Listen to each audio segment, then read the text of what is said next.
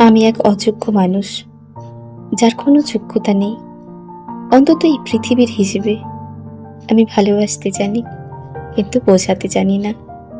আমি থেকে যেতে চাই, কিন্তু ধরে রাখার ভাষাটা জানি না। তাই যারা থাকে তারাও একসময় চলে যায়। আমার কোনো বড় সাফল্য নেই, দেখানোর মতো কোনো গল্প নেই। আমি শুধু প্রতিদিন চুপচাপ লড়ে যাই, যেটা কেউ দেখে না, কেউ গোনে না। মাঝে মাঝে মনে হয় আমি সবার জীবনে একটা বাড়তি লাইন, থাকলেও কিছু যায় আসে না, না থাকলেও না।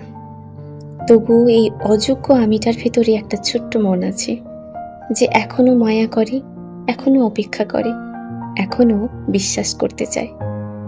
হয়তো দুনিয়ার চোখে আমার কোনো যোগ্যতা নেই, কিন্তু আমি জানি আমি কাউকে ঠকাইনি, কারোর চোখের জলের কারণ হয়নি জেনে বুঝে।